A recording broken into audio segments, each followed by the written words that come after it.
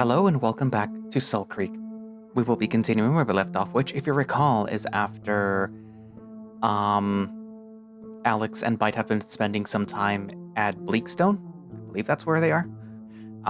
It's supposed to be one of the smaller, I guess, black zones, but it's still, just as dangerous. They went there specifically to complete, I guess, their Black Runner training, but also to find the cables in order to charge Wyatt's tablet, which they did find. Afterwards, though, they did notice, well, I suppose I should say a Bite noticed that there was some sort of power cable that was running and that was bringing power to a specific section of the city. While traveling, though, they ended up coming across an apartment complex where Alex's wit turned on, I guess. And I suppose that it is similar to Nitro's in that he can see visions of the past. He saw something at Lake Crike. I'm pretty sure that I'm mispronouncing this wrong.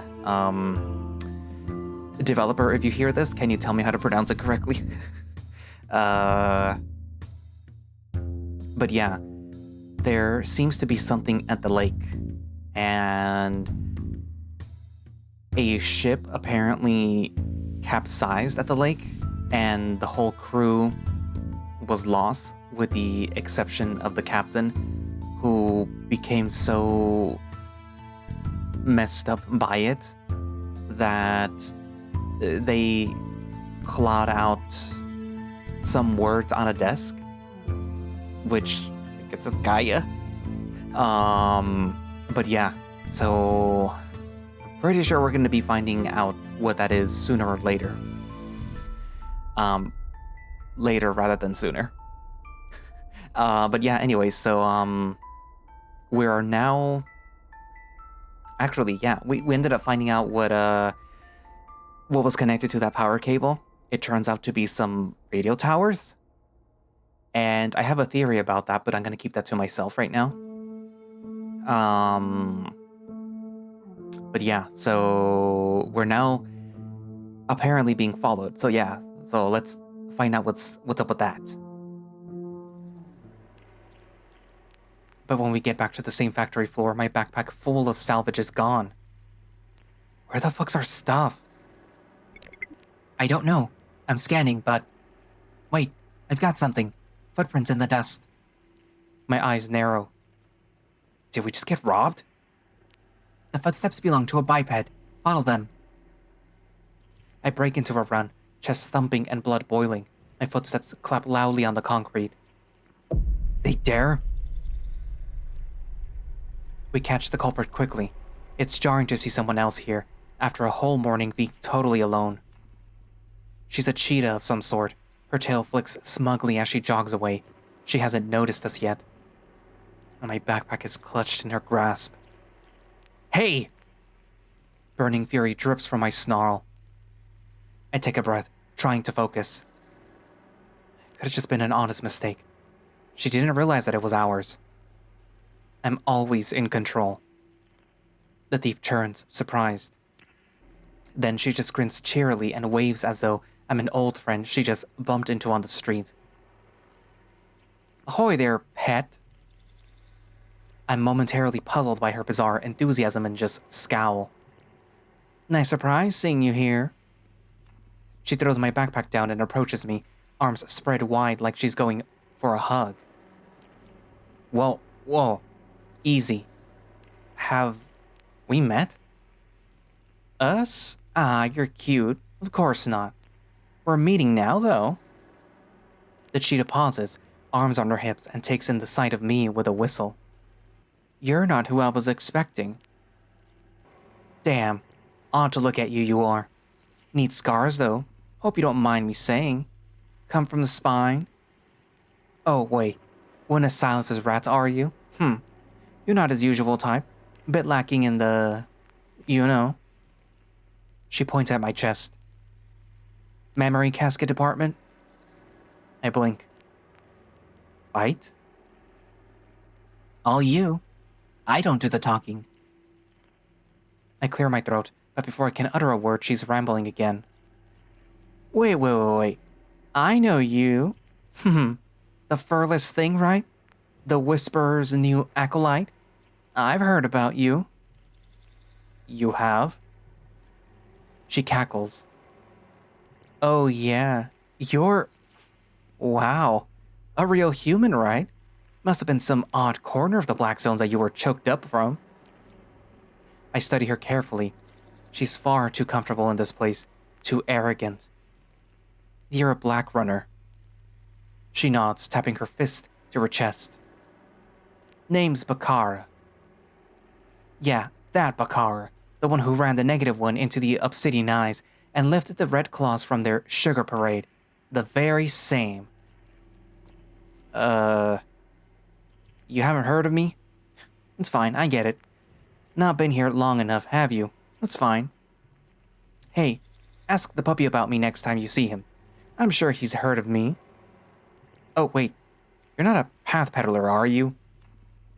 A what? The path. The Black Runner path. You follow it? I don't really know. Maybe? Yes? What's wrong with the path? She groans tragically. Look, if you want to jam your dick into a demon's eye socket, go right ahead. The rest of us Black Runners have real problems, you know. I'm just messing.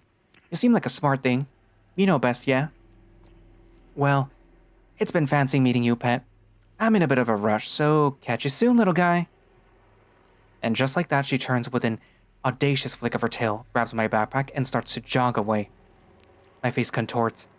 What the fuck is going on? Hey! Bakara stops again and twists her neck, eyebrows raised in impatience. That doesn't belong to you. What now? The bag. It's mine. She feigns a sickly, innocent gasp of confusion, looking between me and the backpack. Oh, this? She holds it up and rattles it, my eyes narrow, unimpressed by her game. Yes, that. Ah, well, here's the thing. Bakara shrugs her shoulders in sympathy, as though the theft were entirely out of her hands. I'm in a bit of a pickle here. You see, human... Sorry, what's your name, pet? My eyes narrow. Every subtle brag feels like another sliver of permission. Alex. Alex, right. You see, Alex, I've got some people after me. Right now, as we speak, real bad people. You wouldn't like them. That right? Nah, they want me dead, see? So you got on the wrong side of some Ashlanders, did you? Wow. Well, look at you. Are all humans as smart as you, pet? I tilt my head. We were? Neat. So anyway, back to me. A girl's got depths, you know. And they're to, let's just say unpleasant Ashlander warlord. They're looking for me, in fact, right now. Right here. Don't suppose you run into anyone, have you? Can't say that I have. Oh, got lucky. Well, they could find me at any moment. And if they do... She winces and drags her finger across her throat. I just stare. Of course, if I had some salvage goodies to bribe them off with. She holds up my backpack again and shakes it. So, my needs are greater than yours. It's all good. Black Runner truce, I'll pay you back someday. Promise. Anyway, really have to run now, pet. You don't want to be here when they catch me. Toodles! And with that, she turns once again and begins to stroll casually away. So, she won't back down. Fine. My turn. Easy, Alex. We can. I yank my bow from my shoulder, drawing an arrow before she's taken another step. Then calling on Bite to guide me, I fire. The shot flies by her ear, striking the ground behind her with a clank. It misses her head by an inch. She freezes for a moment, then turns back. Warning shot? That's... Very nice trick. Excellent aim you've got, pet. I blink. Not really. I missed. She drops the backpack and starts to slowly pace around me. I turn, keeping myself ready. Alex, let's just give her some salvage. We only need the cables. No need for a fight. No. But she deserves to fall. Bakara glares, probing me for a weakness. Got a set of bollocks on you, pet. I'm dead either way. Nothing to lose. Everything to win. It's just a bit of salvage. Be a pity to break your little bones over it. You sure you want to do this? I drop my bow to the ground. Do you? Alex, this is stupid. Let's... Bakara lunges at me. She's fast, insanely fast. But Bite is faster. She tries to drop kick me, throwing both feet forwards with all of her might into my face. Bite and I sidestep effortlessly. She collapses to the ground. Missed. Unperturbed, she sweeps her foot in a wide circle to trip us. We hop over her leg effortlessly. And again. She's good, for sure, but she's got nothing on Taki. Bakar twists her corkscrew and aims a flurry of punches at me.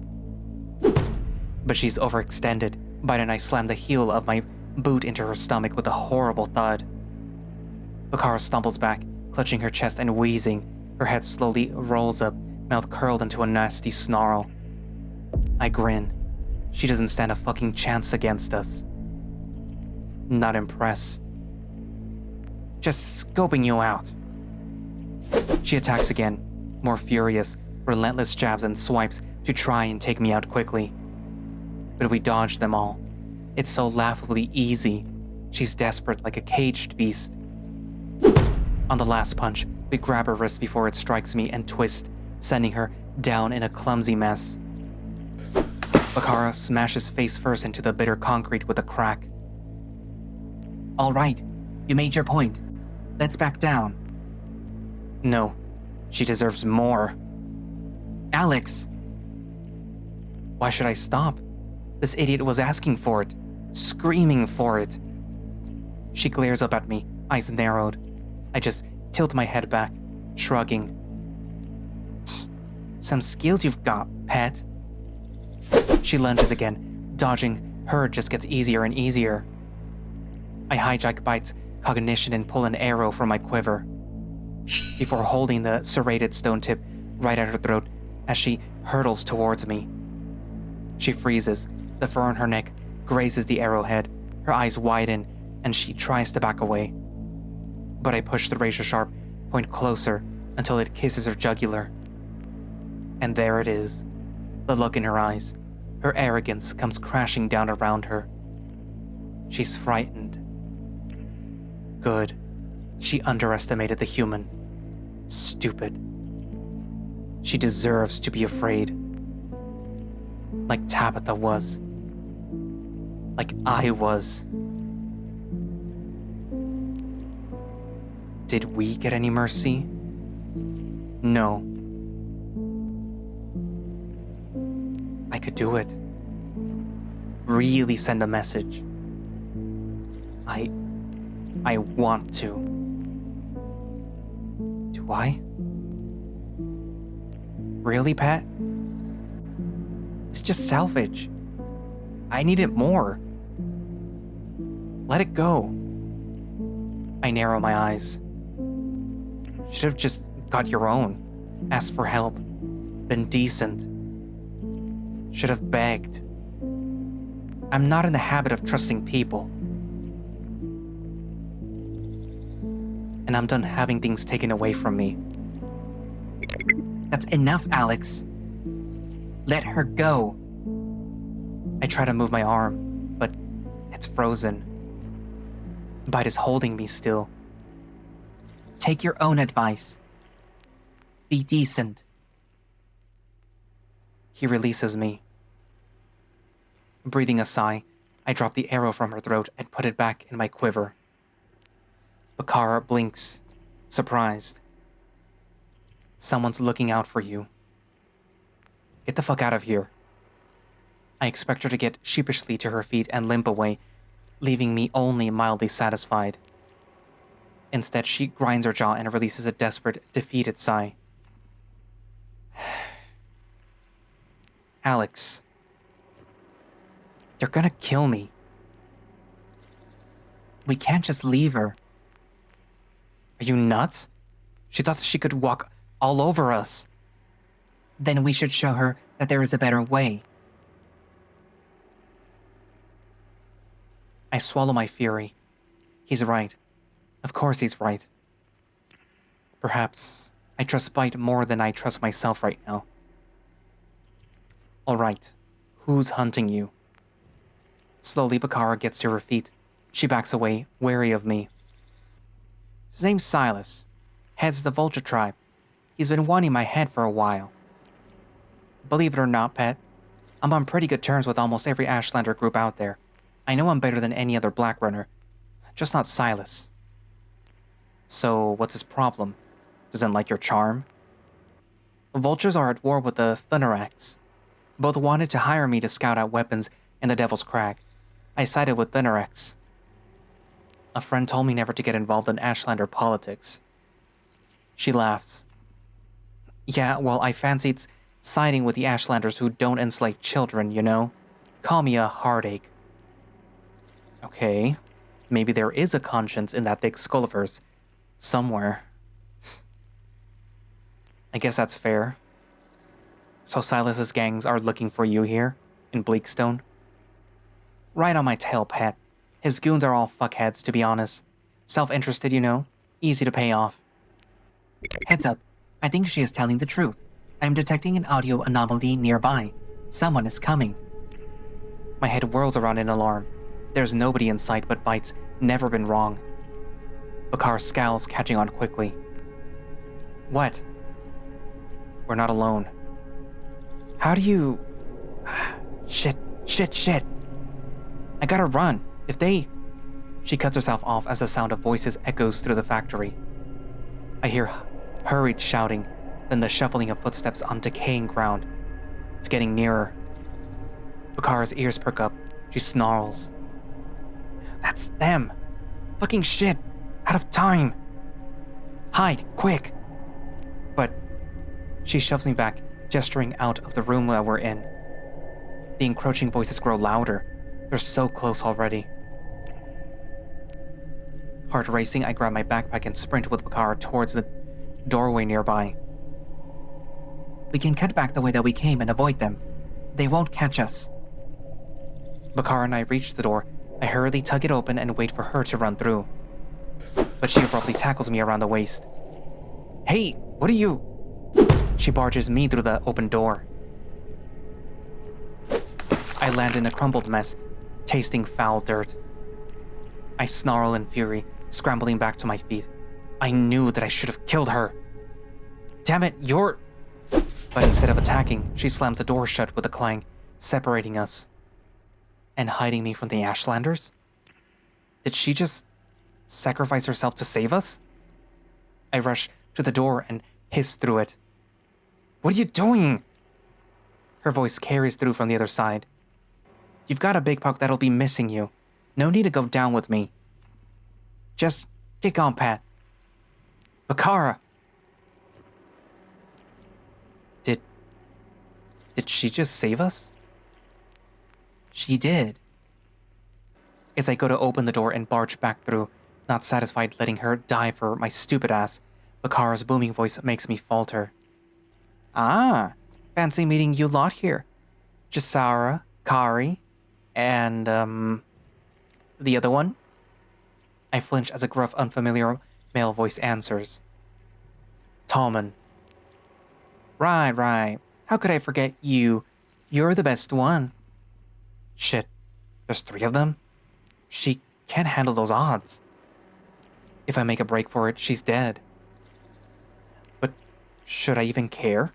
She seemed perfectly willing to beat us senseless to take our stuff. But she had a reason, desperation, and it was honest. Then she went ahead and saved me from her pursuers. Fuck. What the hell do I do? I press my ear to the door, head whirling with indecision. Been looking for you, Bakara. Oh, little me? Why's that? You chose the wrong side. Now Silas wants a word. I hear Bakara's vacant, excited squeal. Silas is here too? Fantastic. You're coming with us. Oh? He's not here? Aw, sorry, pet. If Silas wants a word, he should have come himself. Alex, we can't just leave her. I don't know. She told us to run. We're better than that. Just... let me think. Alex! If we get involved, then we end up on Silas's shit list too. And if we don't, Bakara dies. And? You want me to risk our neck for that bitch that tried to rob us? And then saved us? Only because we kicked her ass. I know Nitro told us not to get involved in this stuff, but I don't want to leave her. Please, Alex. For me? Damn it, Bite. Through the door, the confrontation is getting heated. Let's go, Bakara. Silas is in a good mood today. He'll be forgiving. Yeah, I'm not feeling it. Tell you what. Give me 20 minutes to find a few shiny trinkets for you folks to take home instead. Trinkets? Oh yeah. Functioning salvage. Stuff's worth a whole season of Dawn Sugar. It'll be worth your while. You got those trinkets now? Give me a break, pet. I'm not the blind one. Takes time to find the good stuff in here. Not this time. Silas won't let this go. Yeah, still don't fancy it. I hear a trio of weapons being unsheathed. Now, Bakara, where's the other one? Other one? We heard someone else with you. Where are they? Uh-oh. There was another pause. My chest tightens. Give them up. Might be worth your life. Sorry, pet. No one else here but me. I groan guiltily. We heard another voice. A man. Man? That's my voice, fuck knuckle. I talk to myself out here. Doesn't mean that I'm gonna strap one on and fuck you. I can't do this. I never forgive myself. Neither would Bite. I will never let anyone take advantage of me again. But I am not a monster. If we help her, what's the plan? Easy. We jump out and shoot the nearest one before they know what hit him. Bakara can fight. She'll know what to do. We can do this, Alex. It's the right thing. Taking a breath to prepare myself, I ready my bow before kicking the door violently open. It flies open with a crash. Opposite stands Bakara, surrounded by 3 Ashlanders, 1 male, 2 female. All 4 whirl about, shocked by the door's loud clang. Who the? There is a heartbeat of discourse.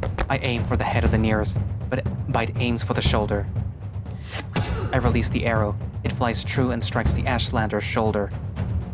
If Bite noticed my original target, he said nothing of it. Bakara draws her blade immediately and slashes the throat of the Ashlander nearest her without hesitation. Blood sprays in a momentary fountain as the victim howls and falls back. I'm stalled for a moment, startled by the sight. That's the first time that I've ever seen anyone killed. There's no time to dwell. The final Ashlander, still reeling from the ambush, tries to fight back, but Bakara's faster. She kicks her away, and she collapses onto her back. With an arrow still protruding from her shoulder, the first gets up again. Bite and I charge forwards, aiming to knock her back down. We smash into another one. Bite and I roll the woman back down, completely dazed, my backpack and bow flying graciously from my hands. Dazed, I rush back to my feet. Bakara clearly has the upper hand against her wounded adversary. The male, Tommen, gets to his feet desperately. He glares and we make eye contact, but then he spots something lying inches away from him. My backpack. We both freeze. He eyes the pack. then me. Then Bakara easily overpowering his one remaining ally. I glare. Don't even think about it. But it's too late. I'm not close enough to stop him snatching the backpack up and spinning around to make a run for it. Hey, that's mine! I try to catch him, but Bakara throws her enemy down in front of us in a crumpled heap, blocking the path. I got this one. Get Tommen. I snarl furiously, setting off after the would-be thief. I'm so sick of people trying to steal my stuff. The Ashlander dashes back through the way that he came. He's faster than me, but I'm not letting this fuck get away. Hey! I catch sight of him, turning tail as he makes a break for it. I charge after him, kicking dust and debris off the cracked concrete below me as I skid around the next corner. Alex, wait! Bite's warning comes too late. I've already thrown myself around the corner in pursuit. In my reckless chase, I throw caution to the wind. The Ashlander is waiting in an ambush from the opposite side of a long corridor. The moment I'm in view, he throws a blade from his hand. With startling accuracy, it flies towards my face. Bite's reflexes kick in, but in the heat of the moment, I panic. A desperate hair trigger reflex takes over. The song. Nah. The blade shatters only an inch from striking my eye, deflecting by a force impossible to explain. The pieces scatter uselessly on the ground, a perfectly sound weapon, a heartbeat from killing me, smashed as though it were glass. I jump back, terrified. What? I did that? I didn't even mean to. I wasn't thinking it. It was pure reflex. But it worked. Opposite of me, the Ashlander sees his weapon break. He's speechless, confused. What just happened? He seems sure that he'd scored a hit.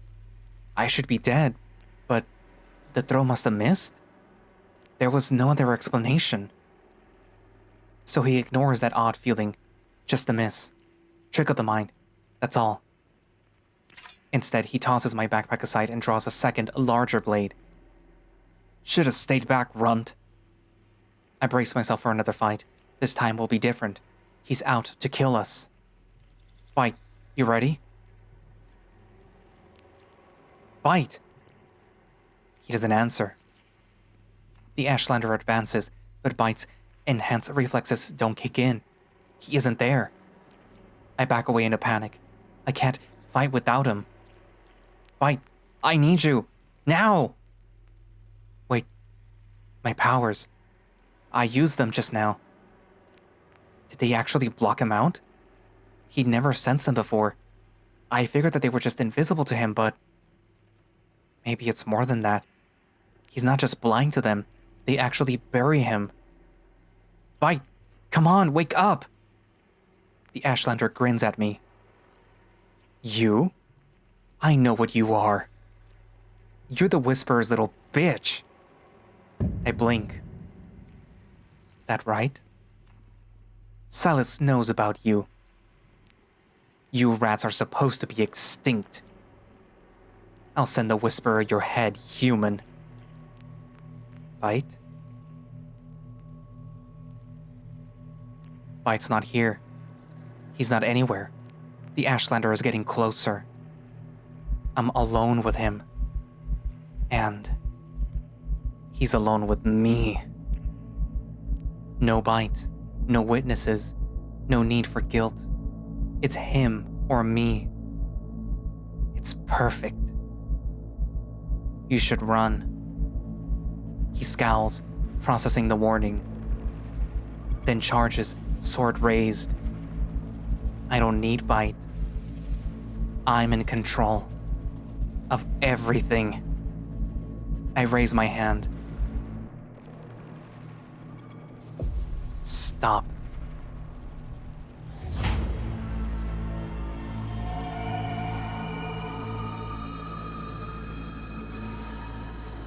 The music cements the dog in place like a statue trapped under ice.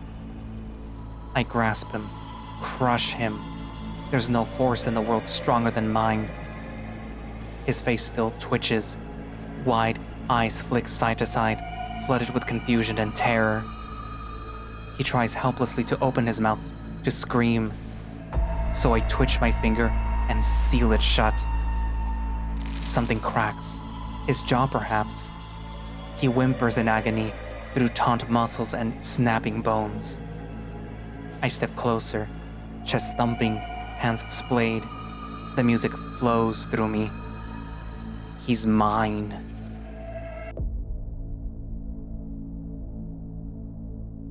Do you have any idea what it's like? To burn over and over? If I could make you suffer like I did, like they did? I hate you.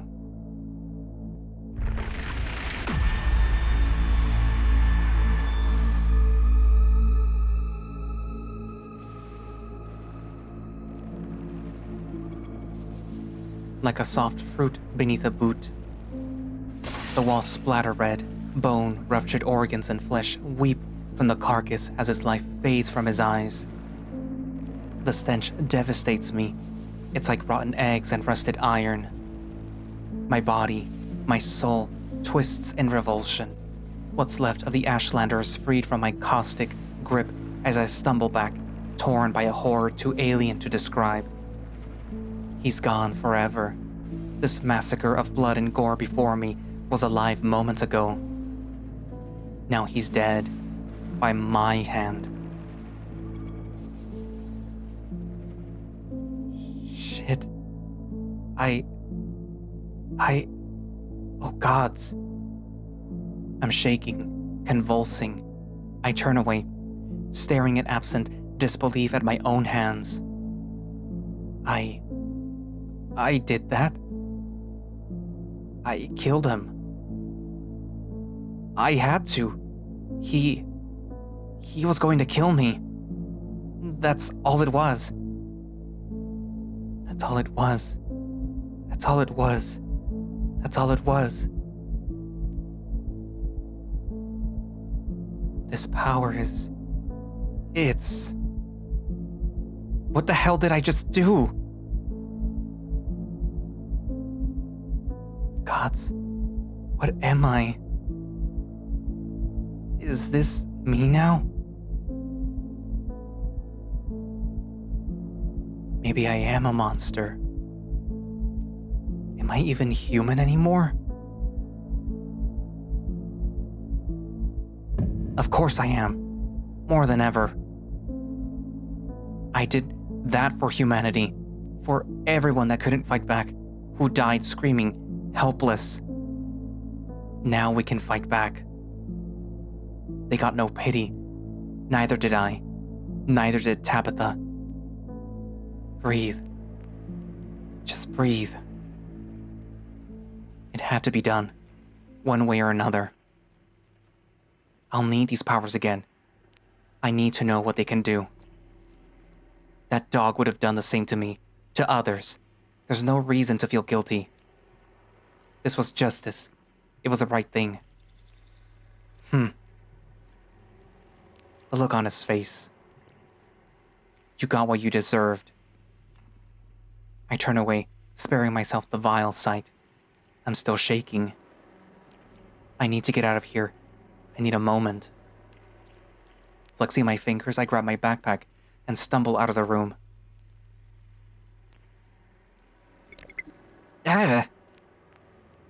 What? Bite?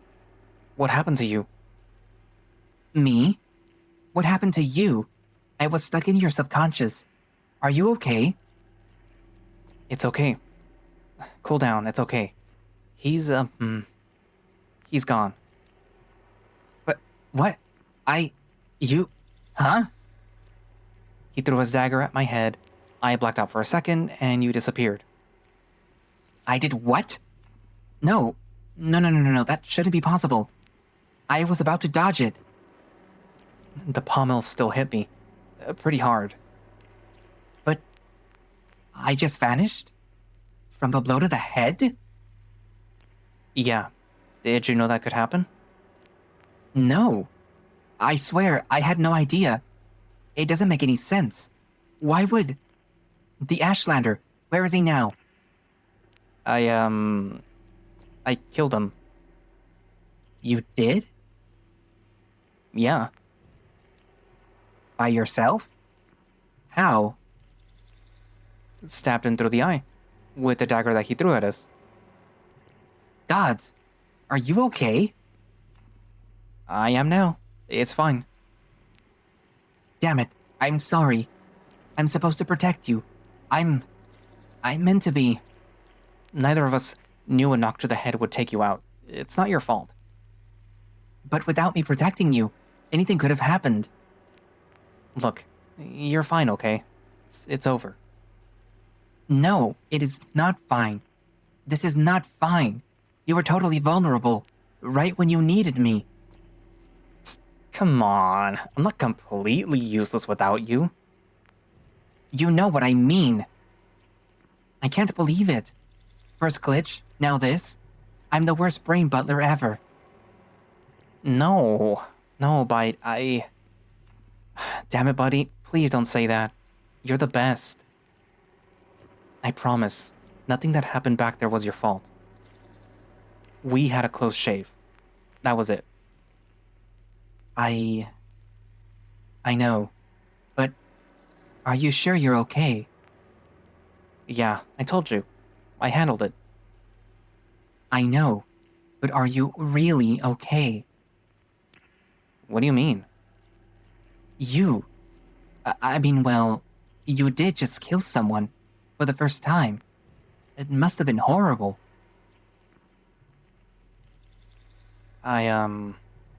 Yeah. He was gonna kill us. I'm fine, though. You say that, but your adrenaline is seriously spiking. You shouldn't have had to do that. If I'd been there, we could have just disarmed him. Maybe. I don't want to talk about it right now. Yeah, it's okay, Alex. I know it was self-defense. Yeah, that's all it was. Let's just, check in with Bakara. Right, okay. No sooner had I taken 2 steps before. Careful, mind your head on those beams. Oh, come on. I'm serious, another head bonk and I might be gone for good. It's alright, Bite, calm down. What are you scanning for? Something that you could use as a helmet. Just relax, okay? I sense Bite's anxious grumbling in the back of my mind. Poor guy. But he's just not ready for the truth. We arrived just in time to see Bakara tugging a blade victoriously from the chest of her attacker. The third victim, whose throat had been slit, remains unmoving on the ground. The cheetah backs up, staggering somewhat, and spots me out of the corner of her eye. She laughs. You should have run. You too. Wasn't gonna outpace these guys, especially this one. She kicks the motionless corpse of the biped that she just freed her weapon from. Her name's Naya. The bitch has a nose like a bloodhound. She leans over the body and bellows at the corpse. Not much good for you now, is it, Pat? I watch her bend down and wipe blood from her blade, then sheathe it with a sharp scrape. Appreciate the save. I offer a half smile.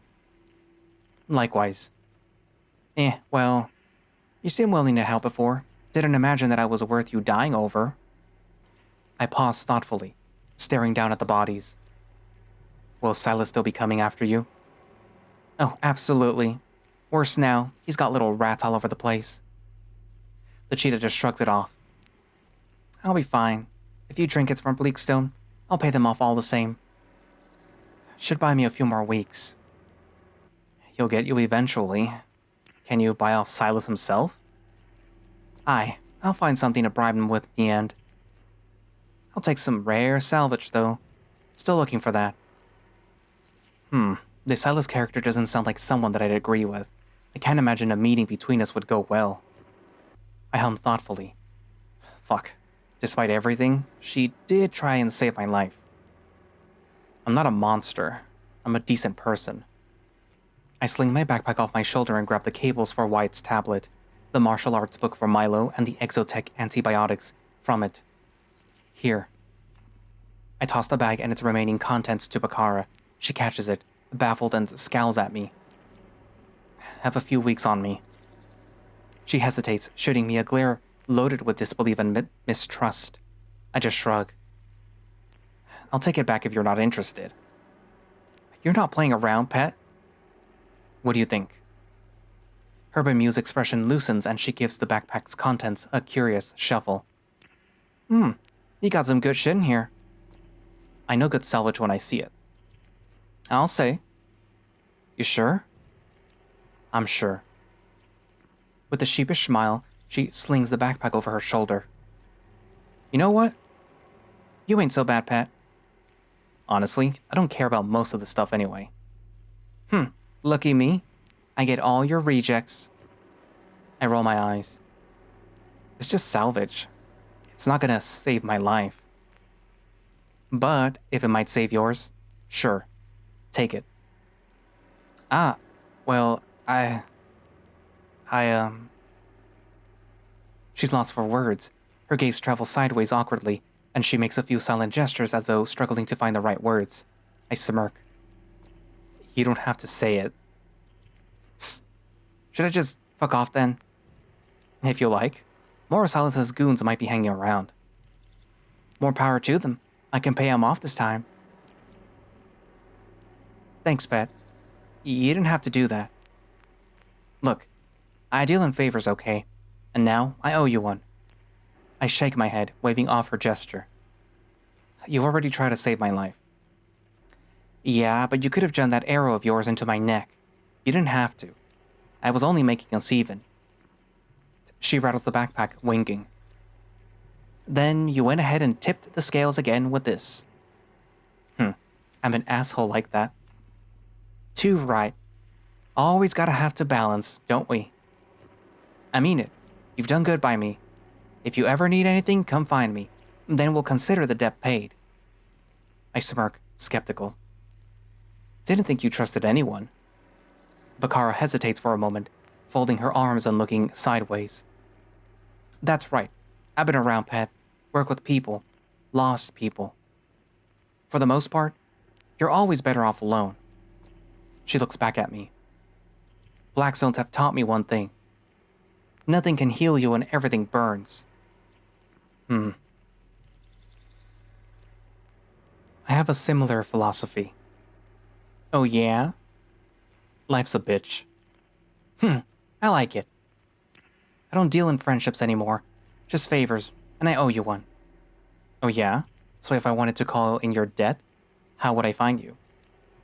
Check in with any Ashlander warlord. I'm friendly with most. But I'm camped out west of the Great Barrier right now. Just next to it. I frown. What are you doing camped so close to the Draconi? You kissing Dravonia's ass? She's sort of my chieftain. It's typical. I mean, don't get me wrong. Clan politics are a giggle. I find it funny how everyone from Draconi thinks everyone from the Riptide are a bunch of twats. And interestingly, everyone from Riptide thinks everyone from the Draconi are a bunch of twats. She sighs sadly. When will they realize? I manage a smirk. You gonna be okay? We'll see. Catch you around, Alex. She gives me one final nod, then turns tail and jogs out of the factory. For a moment, I stand motionless. I'm not sure what to think right now. That was interesting. Not sure what to make of our new friend. Always good to have allies. One that tried to rob us. Out of desperation. Still, if we ever cross paths again, we should play it safe. Yeah, we'll be careful. We should get out of here. It's getting late. Right. Let's get back on track. I collect my bow from the ground, tucking our remaining salvage into my pockets. Then I start marching back through the disheveled factories, once again the path back home. Hey, I wanted to apologize. For what? For earlier, after the fight with Makara. I made a call. I shouldn't have taken control of your movements like that. Oh, that. I think I was, scared? Angry? I'm not sure the difference. I thought that you were about to do something, Stupid. no, not stupid. More like, yeah, stupid. It's alright. I'm not mad at you. So, you wouldn't have done it? Killed her? I hesitate. Alex? If I'd really wanted her dead, she'd be dead. Let's pick up the pace. I want to see if Nitro's back yet. All right, onwards.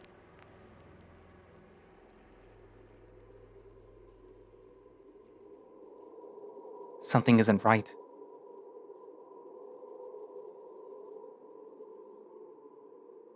I stop, my hair gently quivers to a dense afternoon wind.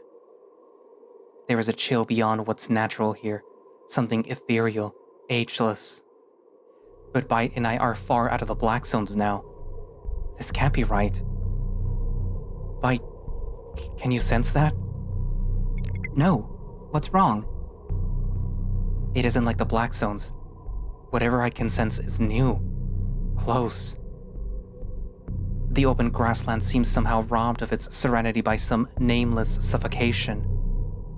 Everything was fine just moments ago, but now, a black fog descends on my mind.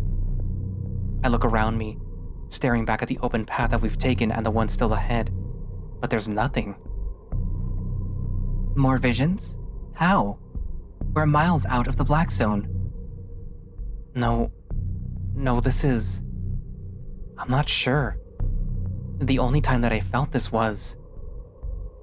Oh no.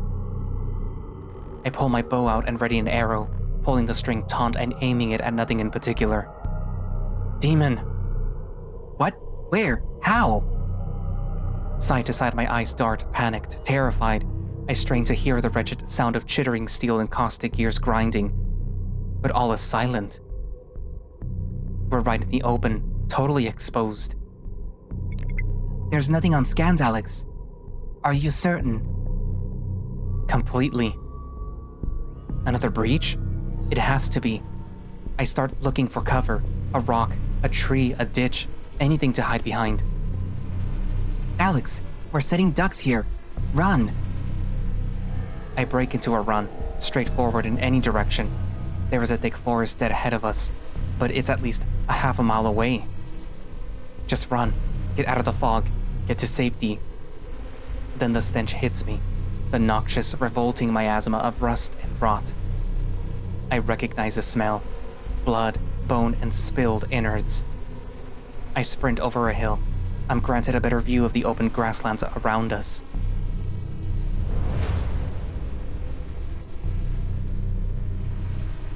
Before me, the green grass has been stained deep red with blood. And bodies, dozens of them, scattered, twisted, and pulled apart. The glint of bone, the shine of wet entrails, and whatever severed remnants of flesh and fur remain. It's all been strewn in some careless, bloody orgy of unthinkable violence. I see discarded weapons, a smashed-up cart and arrows lodged to the ground, fired in a desperate struggle. What the hell? Am I dreaming? The raw, warm stench of gore and rot only thickens with each step. I hold my breath, but can't bring myself to look away. I stand before a body, or half of one. Only an arm, a crushed skull, and half a torso remain. Splintered ribs jut out of the mess that's been left. The blood shining on the massacred organs is turning black from rot. A buzzing sound hits me, and a fly flickers in front of my eye. I flinch, batting it away only to realize dozens more have taken its place. This is their feast. When did this happen? Last night. Ripped to pieces. Gods, Nitro was right. This was another breach. It's real. Why is this? What is going on? Disgusted, horrified, I turn away and cover my mouth. I need to get out of here. I scramble back the way that I came until the stench of death fades. If it's any consolation, they died quickly. But they were supposed to be safe. The Black Zone is miles away. I know. 2 breaches now. 2. How can there be any doubt of the cause? We have to fix the algorithm. I can't. It'll take centuries. Then we find another way, or this is going to keep happening. For all we know, fixing the algorithm will make things worse. We have to try. We did this. We can't just do nothing. I know. This is bad. Real bad. I grit my teeth. Let's get back. The others need to know about this. I break into a run. I don't stop. I don't breathe.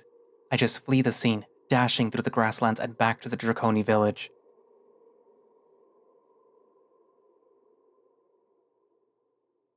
It's all real.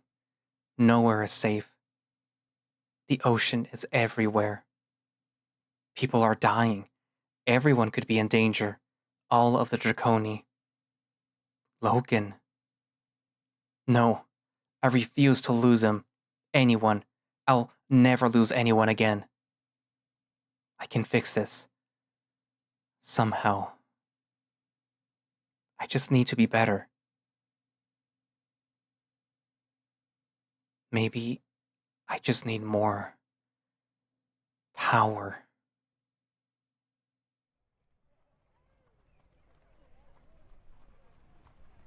Afternoon is fading by the time that we get back.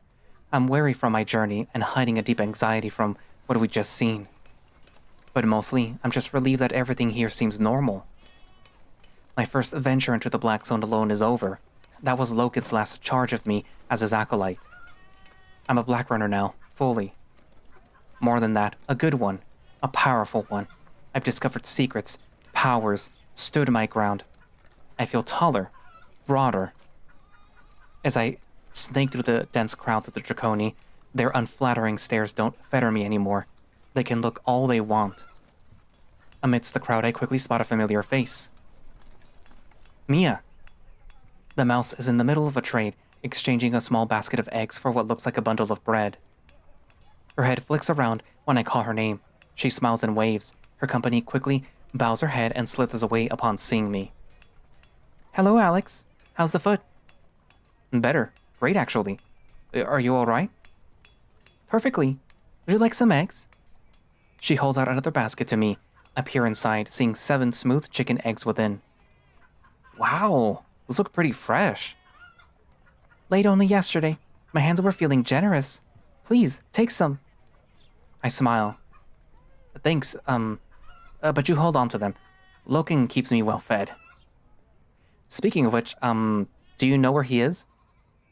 He's teaching right now. I'm sure that he won't mind you dropping in. Great, which building is the school? It's the round one, next to our Chieftain's Hall. You can't miss it. Awesome, thanks. See you around, Mia. Anytime, Alex. I bow my head to her. She copies the gesture, then turns her attention to a new customer. It doesn't take long to find the building Mia described. Outside, I see a flock of kids milling about under the watchful eye of what I can only assume is one of the Draconi caretakers. I approach the entrance, watching the children scatter nervously at the sight of me. Before going inside, I hear something that makes my chest thump happily. Loken's voice. I smile. I sheepishly enter the classroom where I hear him. Poking my head around the corner, I feel awkward, disturbing a lesson in progress. The sight that greets me is surprisingly familiar, something that I'd expected from a Zephyr school. Desks are laid out facing forwards, most of them filled with children. Some seem like teenagers, others are so small that their feet barely touch the floor, a real mix of ages. They don't notice my quiet entry behind them. And at the front of the class stands Loken. Despite the sea of young faces facing him, he seems completely calm and in control. I frowned curiously at the lesson. Atop a small table at the front of the class sits a glass bowl filled with water. Loken has laid several objects nearby it: a stone, a feather, and a red brick, and a small wooden toy shaped like a bird. Loken's eyes meet mine. He acknowledges me with a happy smile, tail wagging behind him. I smile back but keep quiet, not wishing to interrupt him. Children, you will now make your preparations. Discuss these predictions with your peers. Begin. Immediately the students start muttering and babbling to one another in excited tones. I've never seen Loken teach before. He seems to be in his element. It's cute. I lean against the doorframe and strain to hear what the children are saying. 3, 2, 1. Loken claps his paws together once. The sound jolts the pupils' attentions back to him. Children, tell me the thoughts that you have shared. A few hands shoot up, but one very young and eager girl at the front obviously can't contain her excitement and blurts her answer out. The brick will float. Loken regards her curiously. Explain. It'll float because it's red. A few of the older children snicker, but quickly silence themselves when Loken shoots them a nasty warning glare. We do not do this. Cowed, they awkwardly look away. Loken boldly approaches the girl who'd spoken up. You are thinking this color is important? Yeah. Then you must test this theory. You will find the other objects of this color. You will drop these into the lake outside. You will observe the results and make a conclusion. This is my challenge to you. The girl nods enthusiastically. The hound straightens up and addresses the class. Each of you will select objects in this classroom. We will test whether these will float or sink outside. Do this now. At once, the children surge from their seats and start scouring the room for whatever they can find for Loken's experiment. In the chaos, Loken marches over to me. Alex, you have returned. I smile warmly. Man, it's so good to see him. Really good. All the urgency and darkness in my mind just melts away. Had to get back to you, didn't I? I gesture towards the class. It's a great lesson. So you guys do teach the old knowledge. Loken cocks his head, confused. It's a science lesson. Explain? That's what the old knowledge is. Right? There is no Zephyr technology in this. Technology is science. Just used in a different way. Perhaps. This lesson is about thinking and observing. Yeah. That's a science lesson. I shift awkwardly and look around to check no one is listening, then step a little closer. Loken catches my concern and leans in. Around us, the classroom remains chaotically noisy. I need to talk to you. You are okay? I saw someone out there. It's about, the thing that Nitro is investigating. His eyes widen. He does another check to ensure that no little ears are peeking in. Tell me what you have seen. Not here. Have you got a moment to talk outside? He grumbles uncertainly, looking back to the class. I am responsible for these pupils. This matter can wait until the lesson has ended. I guess so. But we should discuss it today. Then I will find you at Aeon's home soon. We will then discuss what you have found. Alright, is Nitro back yet? No, but he is swift. He will return very soon. He glances down at the martial arts book in my hands. You have found salvage. Yeah, sort of. I shrug, holding the book up. I found a bunch, actually, but I lost it. He scowls. You must be more careful. Heh, not like that. I traded it. Long story. I did find charging cables for Wyatt's computer, though. Okay, you must give these to Aeon. Do this now. I nod. See you there, then. Wait. Before I can leave, Loken grabs me by the shoulders and pulls me into a warm, crushing hug. I grin, my face crushed into his fluffy chest. I manage to reach around and pat him on the back. I missed you too, big guy. Alex, you have completed this task. You are a Black Runner now. You will do great things for Elila. This is your path. His tail wags madly behind him. He ruffles my hair with affection and places a quick kiss on my forehead. As I pull away, blushing like an idiot, I spot a young girl staring at us like a statue, mouth open in confused awe. Loken flinches. I must return to this lesson. I will see you soon, Alex. I pet his arm. Yeah, meet you at Aeon's later. Giving him a final wink, I turn and leave Loken to his lessons. He flusteredly calls the class to gather once again. Here he is, folks. Alex, the last human, a fully fledged Black Runner. And here he is, folks. Bite, the brain butler, a fully fledged Black Runner. Hardly. Nah, you earned it. Couldn't do this without you. We're a team. Does that mean that I can invoke my right on any salvage that we find? Sure. Not sure what kind of salvage would interest you, though. Oh, just you wait. There is bound to be some hard data out there that I could thoroughly enjoy. Got it. We'll keep an eye out for data porn. All right, let's go see Aeon. Sure, but we gotta stop somewhere on the way, though. Picking up the pace, I move back through the Draconi village, trying to remember where a particular someone's home is. Tucked away behind the hall, I find the door that I'm looking for. I knock. After a few moments, there is no answer. I knock again. Barrow, it's Alex. There is a clattering and shuffling around before the door swings open. Barrow's disheveled form emerges from the darkness. He looks as unkempt and exhausted as usual. His infected eye is even more swollen than yesterday. What do you want? Knowing well that he's a man of few words, I copy the sentiment and silently toss him a pack of the Exotech antibiotics. He's startled by the gesture, the box just hitting him in the chest and falling to the ground. Half a second later, he makes a move to catch it. I roll my eyes. Take 1 pill every morning for 14 days. Barrow, confused and perturbed, reaches down and picks up the box, staring at it as though it's a freshly laid dog turd. What's this? It's for your eye. It'll help the infection. He glares at me, unconvinced. These yours?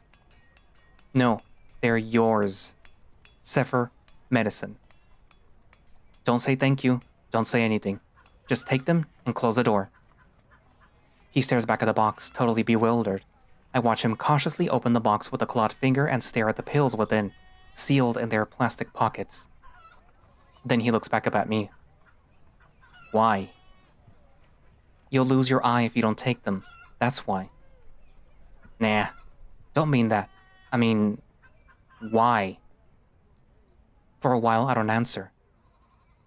I know how you feel, okay? I lost everything to the Black Zones. Everything. You've lost hope. I get it. I hesitate. Barrow stares, eyes wide. Thought there was nothing that I could do, ever. But there is. Things are going to start changing around here. It's what my people would have wanted. If I give up, then I failed them. Whoever it was that you lost, I'm sorry. I really am. But they wouldn't have wanted you to give up either. Barrow is lost for words. He avoids my eye, staring down at the pills in his hand. I'm familiar with that look. It's the same one that Tarky and Loken wore when they spoke of Carmine, like the world is 1,000 miles away. Tss. You ain't so terrible, I think.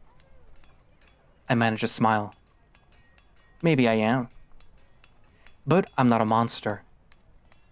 You come to me if you need anything, alright? Yeah, we'll do that. Before he closes the door, I could swear that I detect the hint of a smile on his face. I watch the door for a moment. Within, I hear the sound of Barrow opening the plastic pill pockets. Satisfied, I turn and head to Aeon's home. When I arrive, I'm pleasantly surprised to see Milo outside first. He sat on the ground next to Aeon's vehicle, surrounded by a small scrap heap of discarded junk, electronics, and disassembled machines. The little guy has made quite a mess.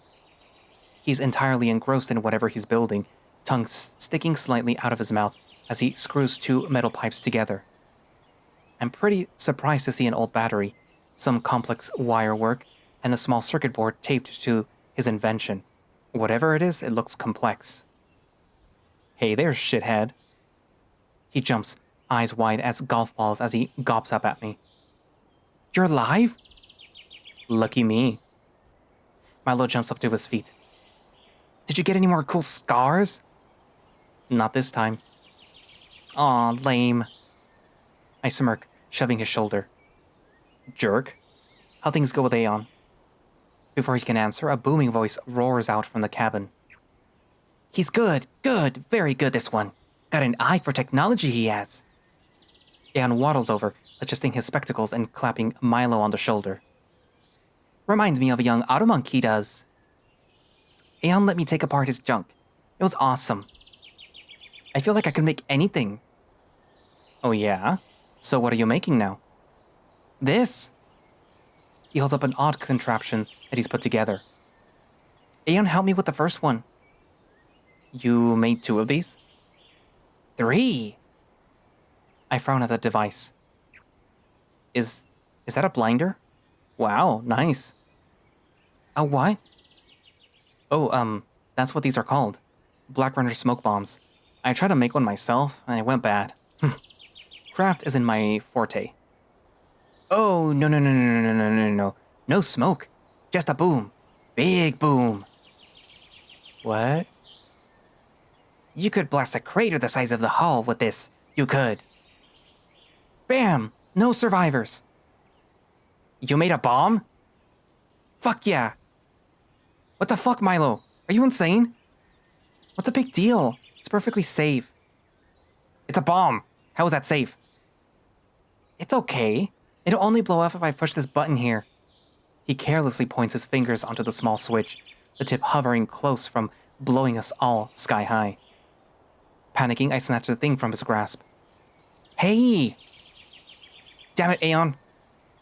Let the boy invent, Alex. Let him. No harm in making some explosives. He's 11. Psst, I was only gonna make another 4. I glare. No more bombs. Bitch. Why can't you craft something that won't accidentally kill us all if you drop it? Milo looks down at his device in his hands, grumbling sadly. I sigh, feeling guilty. Look, I just don't want any accidents. It's a good bomb, though. Well done, you did good.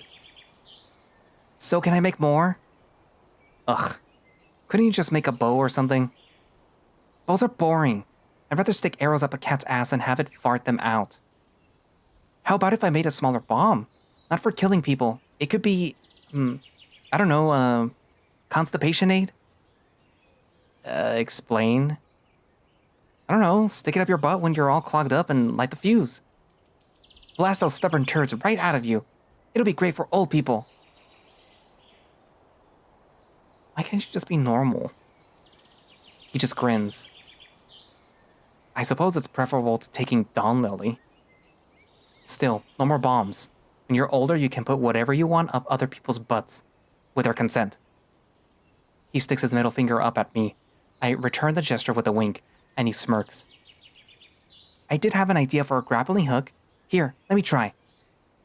Before I can inquire further, he jumps back to his scrap heap and begins gathering more pieces around him, laying them out on the ground as his meticulous brain begins piecing something together.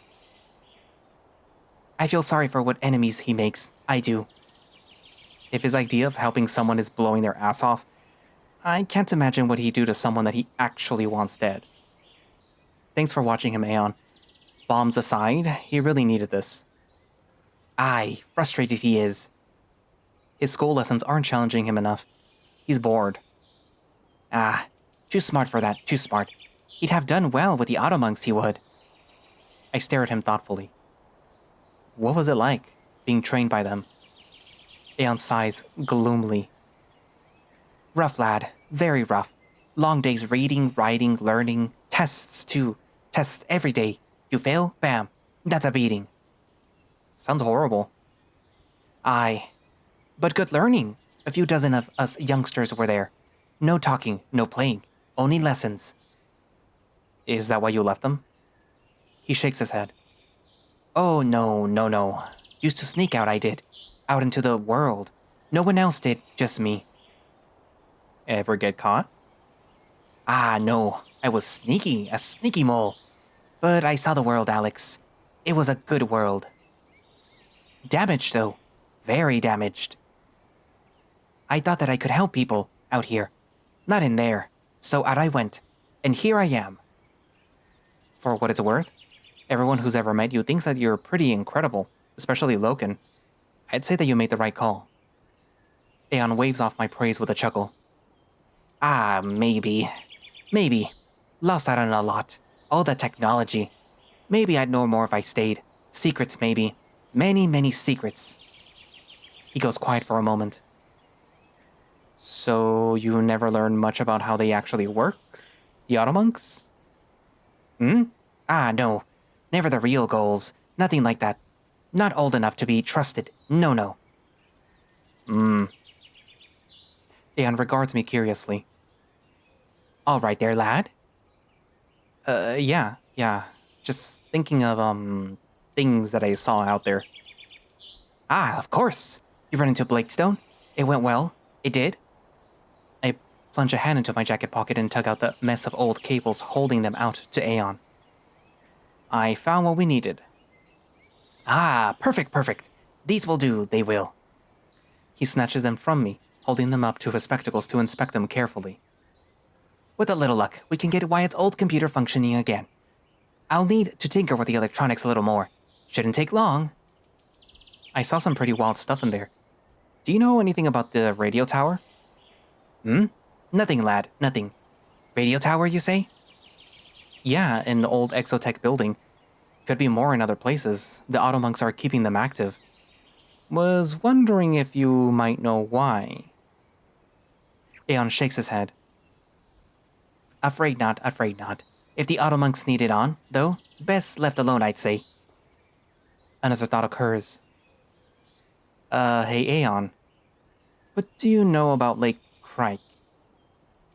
At that, the mole's gaze fixes on me. His forehead tightens. Asking me that, are you? Why though? Why? I had a vision.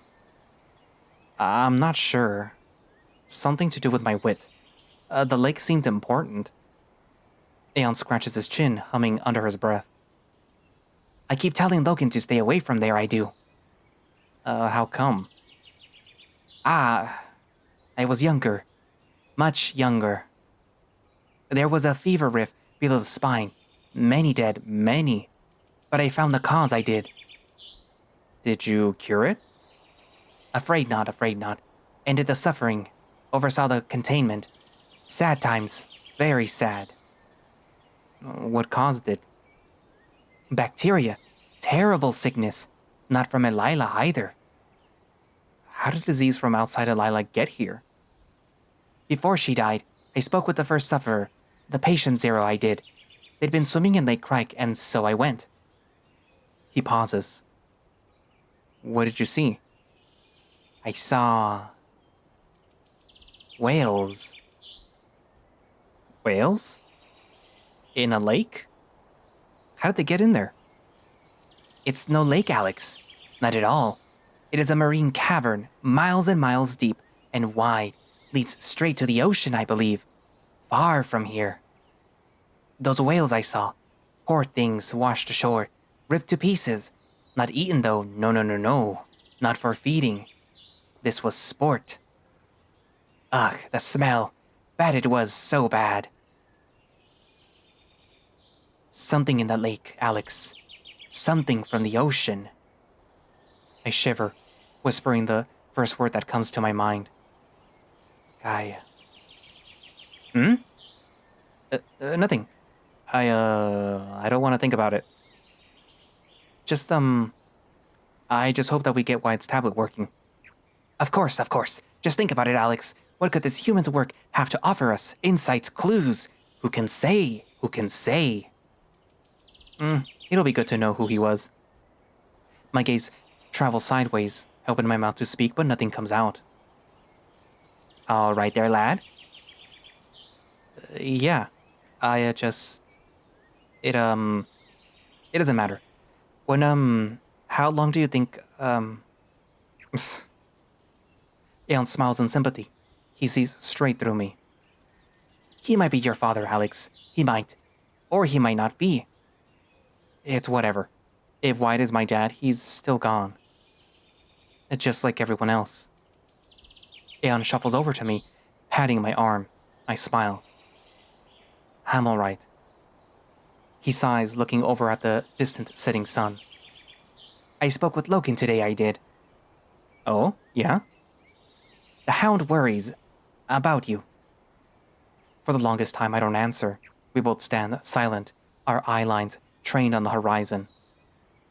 When I woke up, Loken told me that the world had ended. It didn't even faze me. I was nobody, not a care in the world. I miss that.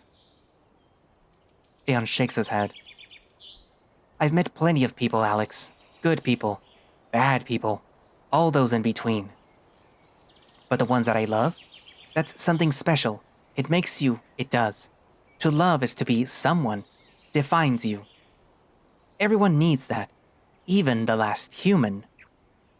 My fist clenches. I wanted my memory back, just to see their faces.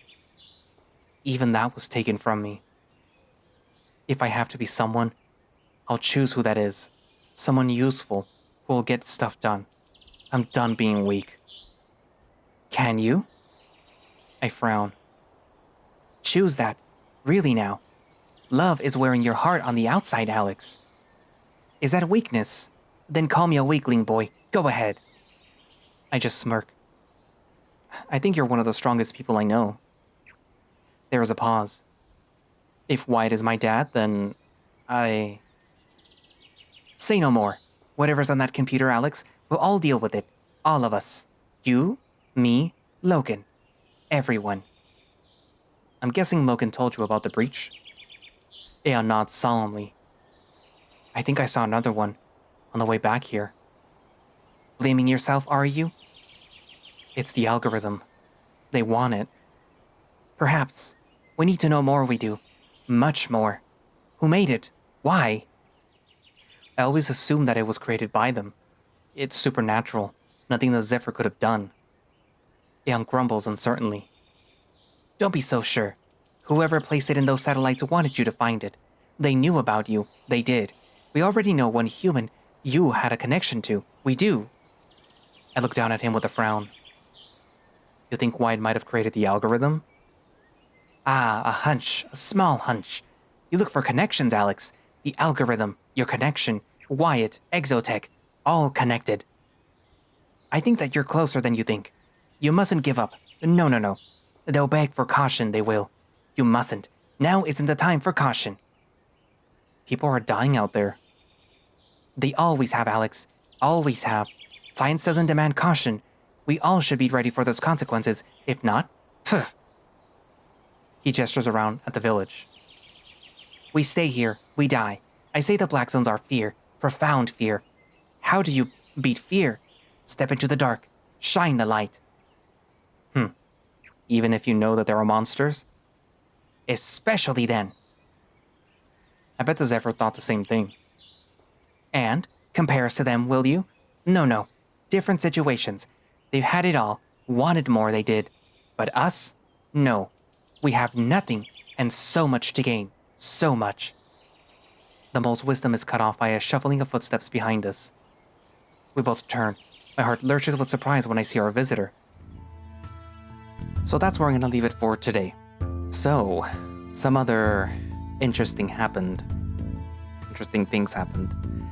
We found out who was following Alex, and it was another black runner, or at least she claims to be a black runner. Her name is Bakara. Interesting character. At first, it looked like somebody that was just trying to fleece Alex, to just try to steal his stuff and then just be like, yeah, sure, bye. But clearly she's been rubbing the wrong people the wrong way, and she was desperate. And I do believe, I mean, I'm not in a post-apocalyptic setting, but like I do believe that if you can help someone, help them.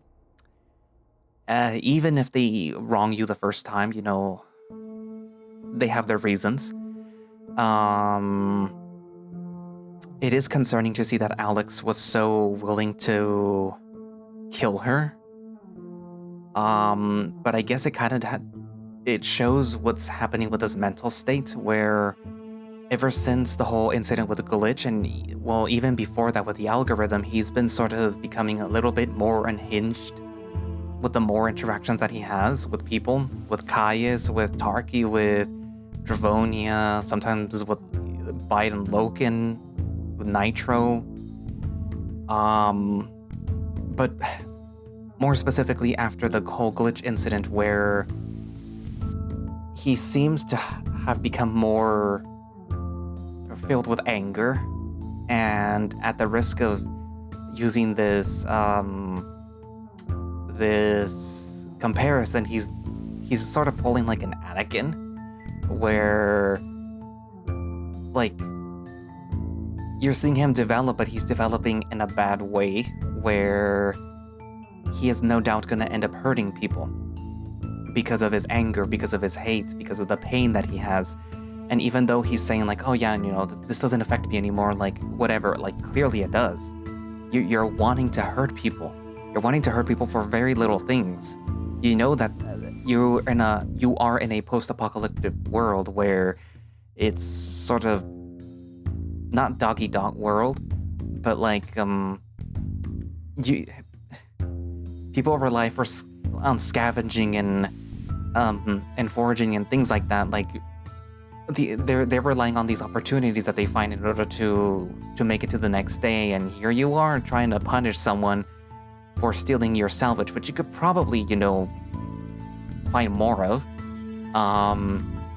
Because, oh, you don't want to be seen as the little guy, you don't want to be taken advantage of anymore. But like, this feels a lot more like not being able to, or not so much not being able to, not being willing to look past what happened to you and then just taking it out on everyone else.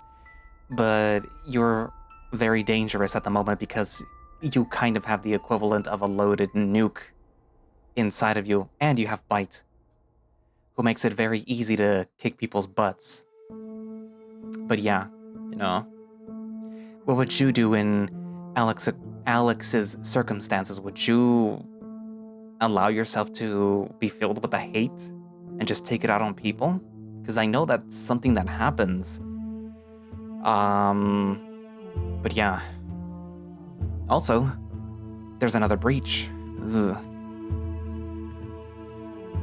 I do see how Alex feels that is kind of his fault, but at the same time, it's instead of trying to find a solution, it's like, no, I'm the solution. Like, are you? Because it kind of seems like your solution is to hurt and attack, you know? Anyways, but yeah.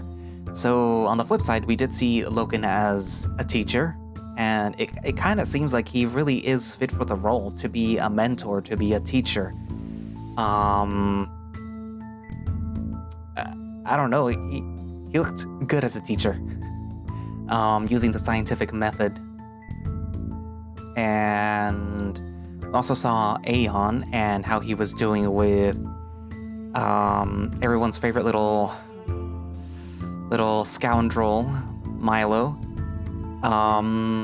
Apparently he has a very, very good craft. And he created what is essentially a pipe bomb. YouTube, this is all made up, okay? These are not scary words. These are fake things that are happening. But yeah, so, like, wow. I mean, it was kind of expected. He made a like an automated slingshot or something like that, and then, like, what else will he be able to do? Anyways, but yeah, so, in the next video, you're gonna see Nitro again. Yay. We're gonna see what he has to offer. with what he went to go see, which, if you recall, is what happened with the other breach, the first breach. Anyway, so write down in the comments what you think so far, and thank you all for watching / listening. If you would like to play Soulcreek yourself, you can do so by going down into the link in the description, which should have a direct link for the itch.io page, which, you know, you can download the game from, or you can just go to itch.io yourself and download it from there. And if they have any form of support, then I will be posting that down in the description, because I forgot if they had a Patreon or a coffee or anything. I think they have a Patreon. I don't remember. But yeah, all that down in the description. You know, if you like the video, like, subscribe. It does help the channel. Somehow. I don't know. Everybody says it does. But yeah, so I guess that's it for now, and I will see you guys in the next video. Bye-bye.